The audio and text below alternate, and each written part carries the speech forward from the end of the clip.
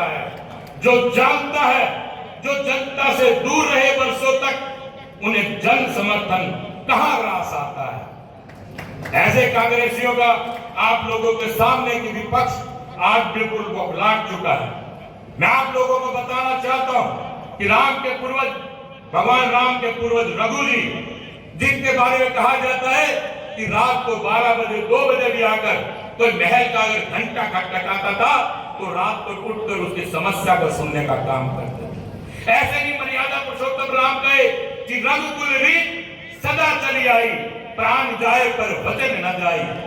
उनके पूर्वज, भगवान राम के पूर्वज रघु जी, कोई भी समस्या को लेकर आया, अगर घंटा बजा तो सब उठे और जाकर उसकी पुकार को सुनने का काम किया।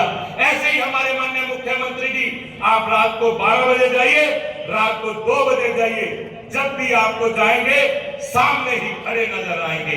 ऐसे हमारे प्रांत के माननीय मुख्यमंत्री। बदलाव की हवा चली है, बदलाव की हवा चली तो मंजर बदल गए। जो कल थे सवाल वो आज हल बन गए। जनता ने ठान लिया जब विकास के साथ तो सियासत के सारे समीकरण बदल गए। सियासत के चुनाव से पहले एक चर्चा थी कि कांग्रेस आएगी, कांग्रेस आएगी, कांग्रेस आएगी। माननीय मुख्यमंत्री जी ने सियासत के सारे समीकरणों को बदलने का काम किया और भारतीय जनता पार्टी तीसरी बार आप लोगों के बीच में सरकार बनाकर। माननीय मुख्यमंत्री जी, चुनाव का दौरान था तो हर गाड़ी अपने अपने भाइयों गाड़ियां चलती है अपना प्रचार के लिए। एक गाड़ी प्रचार के लिए जा रही थी, भाजपा की निकली, थोड़ी देर बाद एक गांव में से कांग्रेस की भी गाड़ी निकली भाई, और कांग्रेस का बड़ा रोल चल रहा था कि कांग्रेस आएगी, कांग्रेस आएगी। एक औरत अपने बच्चों को अपने उठाए हुए थी और दूर तक बोली भाई रुकियो रुकियो रुकियो। जो उस गाड़ी में बैठा था कहने लगा भाई देख भाई आज कांग्रेस की लहर है, ये लोग भाई कितनी दूर से आवाज करती आ रही, रुकियो रुकियो रुकियो। ये है वो आई, बोलो बता भाई माता जी ये कांग्रेस की गाड़ी, बोले हाँ कांग्रेस की गाड़ी है। भाई एक काम कर, ये पोपो बजा दे, मेरा छोरा बड़ी देर से रो रहा, चुप हो जाएगा। तो ये पोपो बजा के कांग्रेस को चुप कराने का काम किया माननीय मुख्यमंत्री जी ने किया। जो बहम था वो सारा बहम निकालने का काम किया। तो भाई आज कांग्रेस का जो प्रचार था वो पोपो में ही रह लिया। तो भाइयों मेरा आप सबसे निवेदन, इरादे हो मजबूत तो राहें आसान होती है, नीयत हो साफ तो मंजिलें मेहरबान होती है। जो जनता के लिए जिए और जनता के लिए चले, उनके कदमों में ही जीत की पहचान होती है। आप सबने मुझे इतना मान सम्मान दिया कि अब उजाला ठहराव नहीं विकास चाहता है। माननीय मुख्यमंत्री जी, उजाला ने ठहराव बहुत देख लिया, अब विकास चाहता है, वो आपके सानिध्य में चलेगा।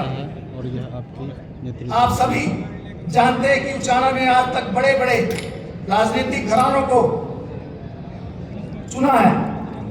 ऐसा पहली बार हुआ है कि मेरी माता समान भारतीय जनता पार्टी ने मुझे यहाँ से प्रत्याशी के रूप में उतारा और एक गरीब किसानों के साथ और फक्र के साथ कहता हूँ कि मुझसे लोगों का संवाद, गरीब लोगों का संवाद बहुत आसान हो गया है। आपका सिपाही निरंतर लोगों के बीच में रहता, उनकी समस्याएं सुनता और उनका निदान करता है। मैं मुख्यमंत्री जी को बताना चाहता हूँ कि पहले लोग लाइनों में लगते थे, सुबह बैठते थे, शाम तक उनकी हाजिरी, बेचारे बैठे रहते थे, कोई मिलता था कोई नहीं मिलता था। आज हालात ऐसे हैं कि आपका सिपाही हर रोज 200 से 300 लोग मुझसे मिलने आते हैं और कोशिश करता हूँ हर व्यक्ति की समस्या का निदान करूँ।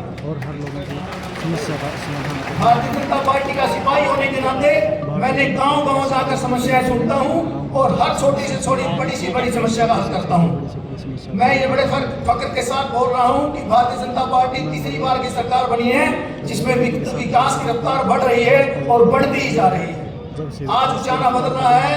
हमारी कोशिश है कि सड़क, बिजली, स्कूल और स्वास्थ्य सेवाओं में सुधार हो और वह हम कर भी रहे हैं। आज मुख्यमंत्री जी, आप धन्यवाद विकास रैली के उपलक्ष्य में आए हैं। इलेक्शन वोटिंग से पहले भी मैं माननीय मुख्यमंत्री जी को याद दिलाना चाहूंगा कि 2 दिन पहले आप आए थे और आपने बहुत सारी जनसभाओं में कहा कि उचाना के युवा मिले और उन्होंने कहा कि चिंता ना करो, 11 सीट निपटाएंगे। मैं यशस्वी मुख्यमंत्री जी से कहना चाहता हूँ कि उचाना के युवाओं ने तो 11 सीट ली थी सर, अब हमारे इलाके को विकास की जरूरत है। आपसे बहुत ज़्यादा इच्छाएं और बहुत ज़्यादा संभावनाएं हमारी, और आप हम सबके, क्योंकि मुख्यमंत्री बल्कि सेवक ज़्यादा है, तो मैं आपसे निवेदन करता हूं कि हमारी मांगों पर विशेष से विशेष हमने मांगे भेजी उन्हें पूरा किया जाए। मुख्यमंत्री जी, उचाना वालों ने तो कर दिया काम, विभाग ने करना है। मेरा उचाना क्षेत्र जो कि पूरी तरह से ग्रामीण है सर, मेरे क्षेत्र की 2 विशेष मांगे हैं सर। ग्रामीण क्षेत्र है क्योंकि किसानों का है, किसानों पे आधारित है, कृषि पे आधारित है। एक तो सर मेरी दाखल है सर, और एक सर बरसोड़ा माइनर है सर।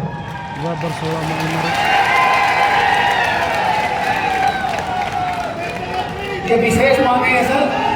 इसके अलावा सर मैं आपको आभार व्यक्त करता हूँ, आपका धन्यवाद करता हूँ सर। जो बड़े बड़े राजघराने नहीं कर पाए, राजनीतिक घराने, सर आपने मेरे एक निवेदन पर उचाना के 6 गांव IMT में चयनित किए, इसके लिए सर आपका बहुत बहुत आभार, बहुत बहुत धन्यवाद। जो बड़े बड़े लोग नहीं कर पाए सर, आपने एक साधारण परिवार के बेटे के कहने से आपने मेरे निवेदन को स्वीकार किया सर। इससे रोजगार के अवसर बढ़ेंगे और जमीनों के भाव भी आसमान छुएंगे सर। आपका बहुत बहुत आभार सर। इसके अलावा सर हमारी बहुत पुरानी डिमांड थी सर, बस स्टैंड नहीं चल पा रहा था सर हमारा 20 साल से। आपने सर मेरे निवेदन पर बस स्टैंड भी चालू करवाया, इसके लिए सर आपका बहुत बहुत आभार, बहुत बहुत धन्यवाद। आज सर ऐसे हालात है उचाना में, गरीब से गरीब व्यक्ति सर मेरे साथ डाइनिंग टेबल पे बैठ के साथ हाथ मिलाए खाना खाता था सर। आज ये हालात है सर। मैंने जो लोग पीड़ित थे सर उनको साथ गले से लगाया सर, और हम आगे बढ़ रहे हैं सर। साथियों, अंत में मैं, क्योंकि मुख्यमंत्री जी के पास समय भी का भी अभाव है, मैं अंत में कहना चाहूँगा कि विकास रैली केवल कार्यक्रम नहीं है, यह संदेश है कि उचाना अब विकास की राह पर मजबूती से आगे बढ़ रहा है। आइए हम संकल्प लें 2047 को विकसित भारत में उचाना का भी बहुत बड़ा योगदान हो। अंत में इस रैली को, विकास रैली को, धन्यवाद रैली को तो रैली का रूप आपने दिया है, और जो भारी संख्या में मेरी मातृ शक्ति आई है, मैं सिर झुकाकर आप सबको प्रणाम करता हूं, नमन करता हूं। इस ऐतिहासिक और रिकॉर्ड तोड़ रैली के लिए आप सबका बहुत बहुत आभार, बहुत बहुत धन्यवाद। जय हिंद, जय हरियाणा, जय उचाना। धन्यवाद मान्यवर विधायक महोदय, क्या बात बैठ जाइए। और जिस प्रकार से आत्मीयता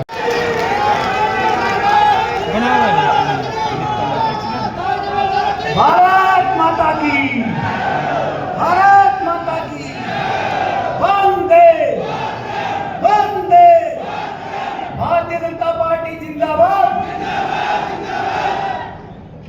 सबसे पहले मैं आज भानगढ़ की इस पावन धरा पर, उचाना की इस पावन धरा पर हरियाणा के आदरणीय यशस्वी एवं ऊर्जावान मुख्यमंत्री श्री नारायण सैनी जी का बहुत बहुत स्वागत, बहुत बहुत अभिनंदन करता हूँ।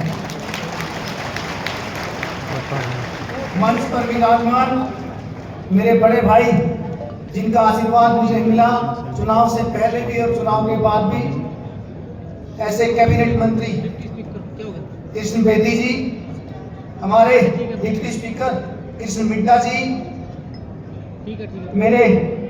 हमारे कैबिनेट मंत्री रणबीर गंगवा जी, मेरे छोटे भाई पवन खड़गोता जी, योगेश बैरागी जी, हमारी पार्टी के जिला अध्यक्ष श्री तजेंद्र ढोल जी। गदर मीडिया तो आप देखें, और उसमें अच्छी अच्छी नई ताज़ा खबरें सुनने को मिलेगी, देखने को मिलेगी, और हरियाणा में क्या चल रहा है क्या नहीं चल रहा है ये भी आपको पता चलेगा।